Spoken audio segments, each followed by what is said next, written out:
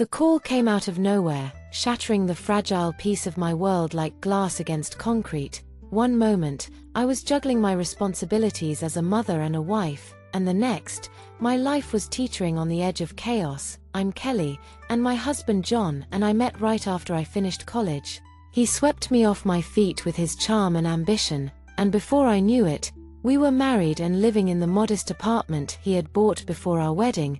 It wasn't anything fancy, but it was ours, and I loved every bit of it. Our daughter Sarah came along soon after, and she was perfect, with John's striking blue eyes and tousled dark hair. She was the embodiment of our love. I thought we had it all, a loving family, a cozy home, and promising careers ahead of us. I took a job as a secretary at a small but growing company. The pay wasn't great, but I enjoyed the work and got along well with my co-workers. John, on the other hand, was making his way up in the construction firm where he worked. He would come home with stories of big projects and even bigger deals. I was proud of him, even if his long hours meant I often found myself alone with Sarah. But as time went on, something changed in John. He began coming home late, and I felt a chill creep into our home. Suspicion clouded my thoughts as I noticed the way he would demand to know who I had been with. "Why are you all dressed up?" he would ask, his tone laced with doubt. At first, I laughed it off, but soon his questions became relentless. One night, after he grilled me about a work event, I finally confronted him. "You think I'm cheating with who?" "John, the mailman," I shot back, frustration boiling over. He didn't crack a smile. "Don't play dumb, Kelly. I see how men look at you. And that boss of yours, he's happily married with 3 kids. His words cut deep, and I felt a mix of anger and sadness swelling inside me. "For God's sake, John, I'm your wife. I love you," I pleaded, but my words fell on deaf ears. The arguments became more frequent, each one chipping away at the foundation of our marriage. I had always been faithful and always would be, yet John's distress felt like a poison seeping into every part of our lives. Through it all, Sarah remained blissfully unaware. At 10 years old, her world revolved around school, friends, and her iPad. I tried to shield her from our fights. But kids always know more than we think. The irony wasn't lost on me. John was the one who always came home late and went on business trips. If anyone had reason to be suspicious, it was me. But I trusted him. I believed in our vows, in our love. Why couldn't he do the same? One night, after a particularly nasty fight, I lay staring at the ceiling, unable to sleep. John's soft snores filled the room, but I felt miles away from him. How had we gotten here? When had love turned to suspicion? Trust into accusations? My mind raced through the possibilities of leaving, of taking Sarah and starting anew. But where would we go? What kind of life could I provide her on a secretary's salary? And despite everything, I still loved John. I loved the man he used to be, the man I hoped he could be again. Just when I thought things couldn't get more complicated, life threw me another curveball. My mom, the rock I had always leaned on, had a stroke. It hit us all like a ton of bricks. Mom had always been the picture of health. After Dad died, she had thrown herself into gardening, books, and clubs, determined to live life to the fullest. She lived in a gorgeous house in the fancy part of town, courtesy of Dad's life insurance and smart investments. I used to joke that she was living the life of a retired movie star, but that Tuesday morning changed everything. I got the call at work. Mom couldn't speak, she couldn't move her left side. My heart raced as I rushed to the hospital, panic surging through me. The next few weeks were a blur of hospital visits, doctors, and terrifying medical jargon. I went to every top-notch clinic in the area, desperate for someone to tell me Mom would be okay, but the prognosis wasn't good. The stroke had left her bedridden, requiring around-the-clock care. I felt overwhelmed. How could I take care of Mom, manage my job, look after Sarah, and deal with John's jealousy all at once? It felt like I was drowning in slow motion. Then, out of the blue, John suggested we move into my mom's house. "We should move into your mom's house," he said one night over dinner, his eyes lighting up with excitement. I nearly choked on my pasta. "What do you think about it, Kelly?" he continued, oblivious to my shock.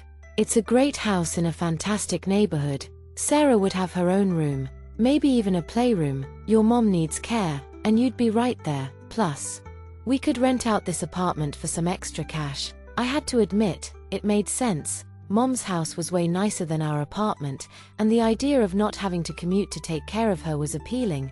But still, it felt strange. I don't know, John, I hesitated. It's Mom's house. We can't just barge in, ask her. He insisted, his enthusiasm unwavering. I bet she'd love the company. It's better than a nursing home, right? He had a point there. Mom had made it crystal clear. She didn't want to end up in a glorified prison for old people, as she called it. Maybe this could work. The next day, I broached the subject with Mom. To my surprise, her face lit up at the idea. "Oh, Kelly," she said, her voice weak but excited. "I'd love that. This old house needs some life in it again." And just like that, it was decided. We were moving into Mom's house. As I started packing up our apartment, I couldn't shake the feeling that this was the beginning of something big. I just didn't know if it would be something good or bad. John was over the moon about the move, excitedly talking about the garden he planned and the man cave he wanted to set up in the basement. Even Sarah seemed excited about having a bigger room. But the move to Mom's house brought a whole new set of challenges. I quickly realized that taking care of a stroke patient was a full-time job I wasn't equipped to handle alone, after a week of sleepless nights and stressful days. I hired a nurse to help out during the day. Nurse Jenny was a godsend, coming in every morning at 8 and staying until 6, tending to Mom's basic needs, but evenings and nights were all on me. I'd come home from work exhausted, only to start my second shift as my mother's caretaker. The stroke had affected her speech, leaving her frustrated and often silent. I learned to change her diaper, doing my best to preserve her dignity in the process. Then came the sponge bath, the massages to keep her muscles from atrophying, the meds, and finally, dinner. It was grueling work, both physically and emotionally. Seeing my vibrant, independent mother reduced to this state broke my heart every day, but I did it because I loved her, because she'd done the same for me. What I didn't expect was Sarah's serious reaction to her grandmother's condition. I thought she'd be old enough to understand, to help even. But boy, was I wrong. One evening, as I was heading to Mom's room, I saw Sarah with her hand clamped firmly over her nose. "Sarah," I called out, "where are you going? Don't you want to say hi to Grandma?" She shook her head violently. "No way, it smells gross in there." I was shocked. "Sarah, that's not a nice thing to say. Grandma needs our help and support right now." "I don't care," she shot back. "She's disgusting. I'm not going near her." Before I could muster a response, she stormed off to her room, slamming the door with a force that echoed through the house. I stood there, frozen, feeling a mix of disbelief and hurt. It was as if my sweet little girl had vanished into thin air. Turning to John for support, I found none. His attitude made it clear that my struggles were not his concern, not my problem. He would say whenever I sought help with my mother's care, "I didn't sign up for this, it's done." But deep down, I couldn't completely blame him. He hadn't asked for this, either, yet, despite the turmoil. I couldn't shake the resentment that bubbled within me as I watched him play video games with Sarah or take her out for ice cream while I was buried in adult responsibilities, dealing with medications and care schedules. The one silver lining was witnessing the bond between John and Sarah grow. They had always shared a good relationship, but it seemed stronger than ever now. I often heard their laughter drifting from the living room or caught glimpses of them huddled together over serious homework at the kitchen table. It warmed my heart, even as it left me feeling more isolated. 2 years flew by in a blur of hospital visits, medications, and stolen moments of sleep. Mom's condition had stabilized, but she still required constant care. I was exhausted, yet I had found a rhythm in the chaos. Then, one ordinary Tuesday, everything fell apart. The phone rang while I was changing my mother's sheets. It was Mr. Peterson, our old neighbor from the apartment complex. "Kelly, dear," she said, her voice trembling with concern. "I thought you should know. I've seen John around quite a bit with the company of young women. Different ones, always very pretty." Her words hit me like a punch to the gut. And I hung up, my mind racing. That night, I confronted John. "Oh, those are just potential tenants," he said smoothly, brushing off my suspicions. "I'm showing them the apartment." I wanted to believe him. I truly did. But doubt had taken root in my heart, growing like a weed. A week later, I found a telltale stain on the collar of his white shirt, a perfect crimson kiss. My hand shook as I held the shirt up to the light, trying to convince myself it was just a pen mark or a food stain. But deep down, I knew better. I waited until his next business trip to make my move. With trembling hands, I unlocked the door to our old apartment. The sounds coming from the bedroom confirmed my worst fears before I even opened the door.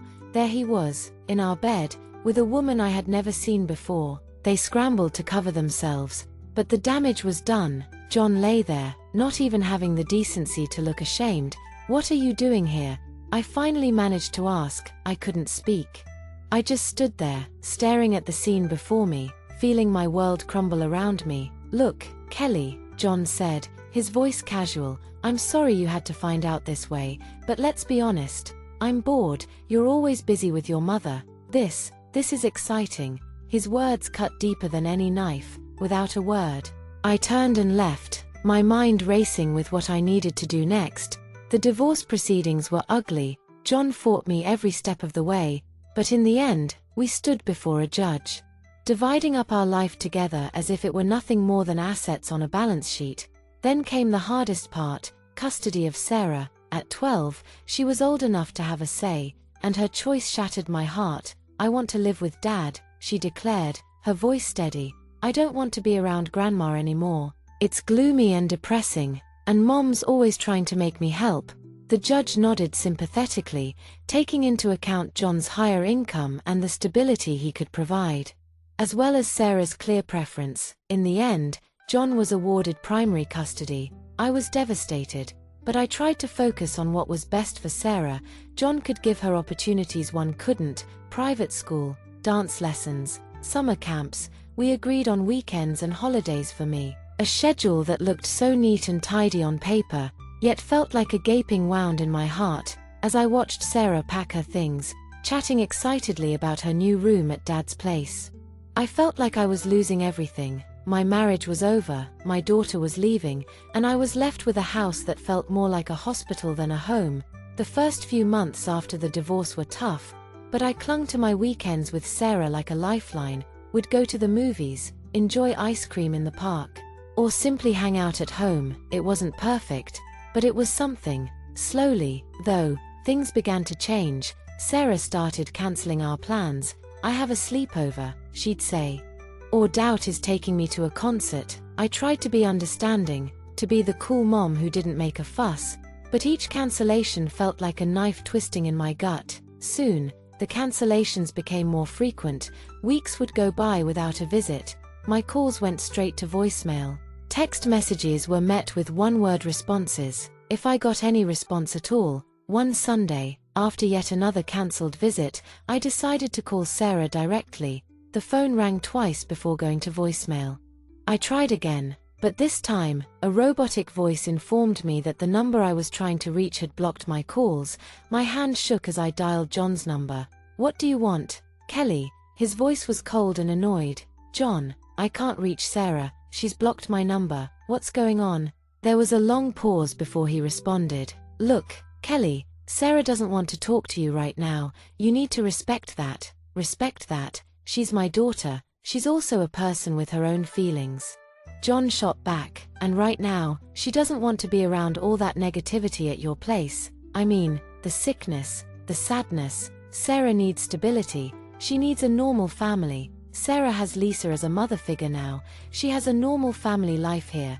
2 parents, no sick relatives, no drama. Why can't you just let her be happy?" I couldn't speak. Tears streamed down my face, and I was grateful John couldn't see me. "Look," he continued, his voice softening slightly, "I know this is hard.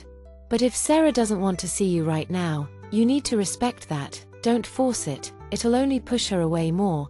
I wanted to scream, to argue, to demand my rights as a mother, but a small, rational part of my brain whispered that he might be right.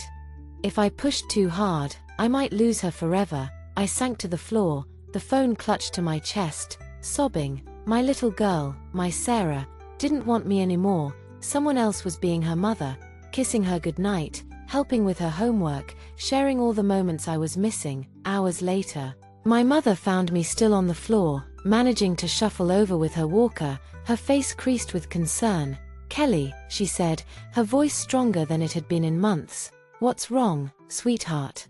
I looked up at her. This woman who had been my rock for so long, the one I had been caring for these past few years. In that moment, the roles reversed again. I was a child seeking comfort from my mother. "Oh, Mom," I cried, reaching for her frail hand. "I've lost her. I've lost my baby girl," she replied, squeezing my hand. Her touch was still weak, but it was full of love. "No, Kelly, you haven't lost her. She's just lost right now. She'll find her way back to you." Time seemed to stretch out in front of me like a vast ocean. 14 years, I thought, amazed at how quickly the years had flown by, like a dragonfly darting across the sky. My mom's condition had improved slightly over the years. She regained some mobility and speech. Still, caring for her remained a full-time job. When she passed away peacefully in her sleep, a mix of grief and, shamefully, relief washed over me. Suddenly, I found myself alone in this big, empty house. The silence was deafening. No more beeping medical equipment, no more rigid schedules of medications and therapy sessions, just me, rattling around in a room full of memories, both haunting and cherished. Then, out of the blue, my phone rang. The number was unfamiliar, but the voice, I'd know it anywhere. Even after all these years. "Mom, it's Sarah. I was hoping we could meet to talk." We arranged to meet at a cafe downtown. As I waited, my hand shook around my coffee cup, the warmth offering little comfort against the chill that had settled in my bones. I spotted a young woman entering, and it took me a moment to realize it was Sarah. Gone was the gangly preteen I remembered. In her place sat a poised, beautiful young woman. "Hi, Mom," she said, sliding into the seat across from me. We made awkward small talk, both of us feeling the weight of unspoken words hanging in the air. At first, she filled me in on her life, her job in marketing, her hobbies, her friends. But then she dropped the bombshell. "I'm getting married," she said, pulling an envelope from her purse. My heart swelled with joy, tinged with sadness. "Oh, Sarah, that's wonderful news. I'm so happy for you," I exclaimed. But before I could finish, she cut me off. "Actually, Mom, that's kind of why I wanted to meet. I was hoping to talk about Grandma's inheritance. The house, her savings. I want them." I felt like I'd been slapped. "Excuse me, look, Mom," she said, leaning forward, her tone sharper now. "That house is in a great area. It's worth a fortune. After the wedding, Jake and I want to live there, start our family there." Anger bubbled up inside me. "Sarah, you haven't set foot in that house in over a decade. You called it a tomb." She waved her hand dismissively. "I was a kid then. I've grown up. Times have changed. And let's face it, I'm Grandma's only grandchild. She would have wanted me to have it." I couldn't believe what I was hearing. "Sarah, you didn't even come to her funeral. You didn't call or write for years. That's ancient history," she snarled. "The point is, that house should be mine. I deserve a comfortable life." I was practically shaking with rage now. "You didn't lift a finger to help when Grandma was sick. I gave up my life to care for her. And now you think you deserve her house?" Her face hardened. "Fine. If that's how you want to play it, I'll get what's rightfully mine." She stood up abruptly, snatching the wedding invitation from the table. "You know what? Forget it. You're not invited to the wedding. I don't need your negativity there, and I don't need your permission to take what's mine." As she stormed out of the cafe, I sat there, stunned. The daughter I had loved and missed for all these years was gone. In her place was a stranger consumed by greed. The days following that disastrous cafe meeting passed in a haze, alternating between waves of grief and a gnawing emptiness. But as the dust settled, I realized something surprising. I felt relieved. The weight of hoping for reconciliation and longing for a relationship with Sarah had lifted, replaced by a strange sort of peace. I didn't attend Sarah's wedding. I didn't send a gift or card. Instead, I spent that day volunteering at a local animal shelter, finding solace in the unconditional love of abandoned pets who needed care. It felt fitting. A few days later, curiosity got the better of me, and I found myself scrolling through Sarah's social media. She was radiant in white, smiling up at her new husband. For a moment, my heart clenched with the pain of what might have been, but then I saw a long, rambling post about her cruel mother who refused to attend her wedding, who was withholding her rightful inheritance out of spite. I read it twice, marveling at the sheer audacity of her lies. Part of me wanted to comment to set the record straight, but what would be the point? The people who mattered, my family, those who had seen me care for Mom all those years, knew the truth. As for everyone else, well, their opinions of me were based on a stranger's social media posts, hardly my concern. A week later, my cousin Jenny called. "Kelly, I thought you should know," she said, her voice a mix of anger and concern.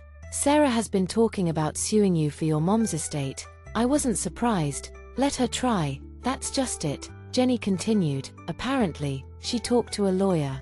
He told her she doesn't have a leg to stand on. Your mom left everything to you, clear as day. I couldn't help but chuckle. Of course, Mom had taken care of that. She'd always been the practical one. "Thanks for letting me know, Jenny," I said, "but honestly, I don't care what Sarah does anymore. She's made her choices." There was a pause on the other end of the line. "I'm proud of you, Kelly. After everything you've been through, you deserve some peace." As I hung up the phone, I looked around the house. Mom's house, now my house. Every corner held memories, some painful, some beautiful.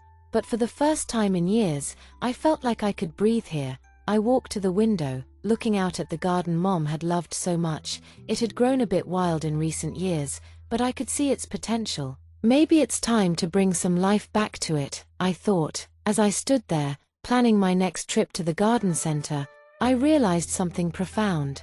The chapter of my life revolving around Sarah, with all its hope and pain, was finally closing. But that didn't mean my story was over. Far from it. The garden was in full bloom, a testament to my healing journey. When the call came, I had spent the past few months pouring myself into its restoration. Finding solace in the simple act of nurturing life. The roses Mom had left behind were just starting to open, their scent filling the air as I pruned the bushes. My phone buzzed in my pocket, an unknown number. I almost didn't answer, but something compelled me to press the green button. "Hello, Mom." Sarah's voice trembled with tears. "Mom, I need your help." I froze, my hands stilled mid-prune. "Sarah, what's wrong?" "I'm pregnant," she sobbed, her voice frantic, "and we're struggling. Mom, I need money."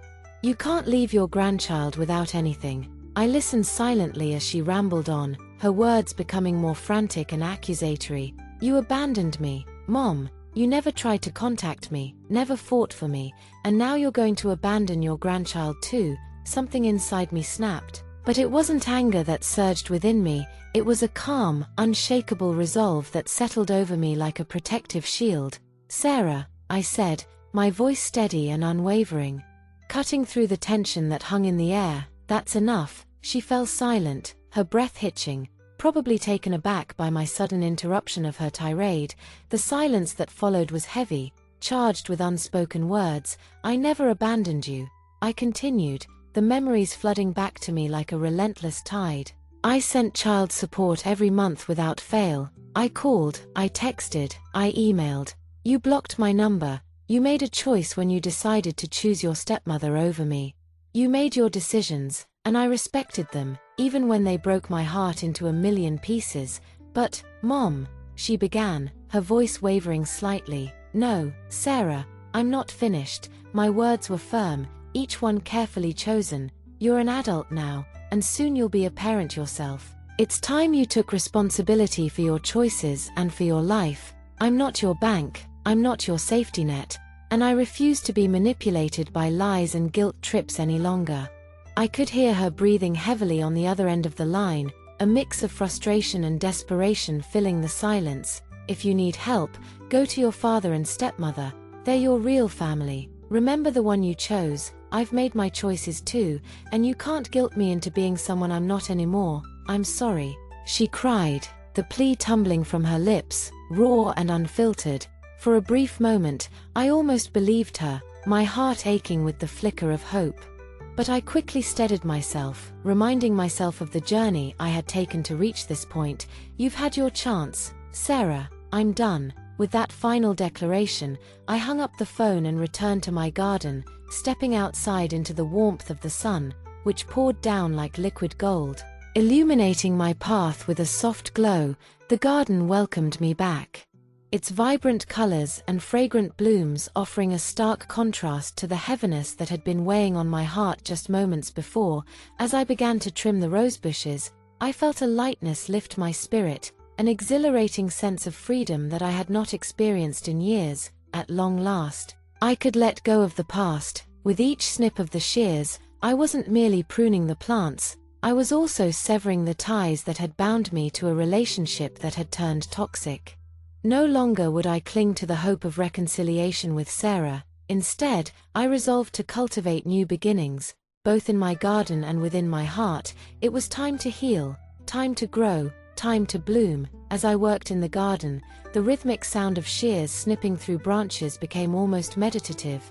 The vibrant hues of the flowers danced in the gentle breeze, and the sweet fragrance enveloped me, soothing the remnants of my earlier turmoil. I took a deep breath, inhaling the scent of freshly cut roses, and felt a profound sense of purpose settle within me.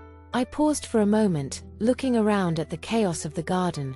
Overgrown weeds tangled among the blooms, some plants struggling for sunlight, while others thrived in their designated spaces. It mirrored the chaos in my own life, the struggles and decisions that had shaped me into who I was today. Just like these flowers, I murmured to myself, I can grow stronger. Suddenly, the distant sound of laughter broke through my reverie. I turned my head to see a neighbor's children playing in their backyard, their joy spilling into the air like the bright colors of the garden. It reminded me of simpler times, moments filled with innocence and carefree laughter. A soft smile crept onto my face, the warmth of nostalgia washing over me. "Hey, Mrs. Thompson," one of the children called out, waving enthusiastically. I waved back, my heart lifting a little more at their exuberance. "What are you doing?" "Just giving my roses a little trim," I replied, gesturing towards the blossoms. "What about you?" "We're playing pirates," the girl declared, brandishing an imaginary sword with all the ferocity of a seasoned warrior. "Want to join us?" I laughed softly, the sound genuine and light. "I think I'll stick to my roses for now, but keep fighting those pirates." As I resumed my work, I couldn't help but think about the fresh start I was nurturing, not just in my garden, but in my life. I felt an unfamiliar excitement bubbling within me, a mix of hope and determination. It was a promise to myself that I would focus on the relationships that truly mattered, those that brought joy and love instead of pain. After I finished trimming the last rosebush, I stepped back to admire my handiwork. The garden looked rejuvenated, vibrant with life, just as I wanted to be. "You've got this," I whispered to myself, feeling a sense of empowerment surge through me. "It's time to embrace the future." Later that evening, as the sun dipped below the horizon, painting the sky in shades of pink and orange, I decided to invite a close friend over for tea. I reached for my phone, my heart racing with anticipation. It was time to reconnect with the people who mattered, to surround myself with positivity and support. "Hey, Claire," I said when she answered. "Would you like to come over for tea? I'd love to catch up." "Absolutely. I'll be there in a bit," she replied, her enthusiasm palpable. As I prepared the tea, I felt a renewed sense of excitement. I arranged the cups on the table, adding a few freshly cut roses as a centerpiece. Everything was coming together, and I was ready to share my journey with someone who would understand. When Claire arrived, her warm smile instantly brightened the room. "Wow, your garden looks amazing," she exclaimed, admiring the blooms. "Thank you. It feels good to finally take control," I said, pouring the steaming tea into our cups. We settled into the cozy nook of my living room, the sunlight fading into a soft glow as I shared my story, my struggles with Sarah, and the clarity I had found in my garden. "You've made the right choice, setting those boundaries," Claire said, her voice supportive and kind. "It's essential to prioritize your well-being." I nodded, feeling a sense of relief wash over me. For the first time in a long while, I felt truly understood. Together, we laughed, reminisced, and even shared our dreams for the future. As the evening wore on, I realized that each connection I nurtured, every choice I made to step forward, was like planting a seed in my heart, allowing it to bloom into something beautiful. Here's to new beginnings, I said, raising my cup to toast. To new beginnings, Claire echoed, her smile radiant as we clinked our cups together. In that moment, I felt an overwhelming sense of peace and gratitude. The sun might have set, but the dawn of a new chapter was just beginning.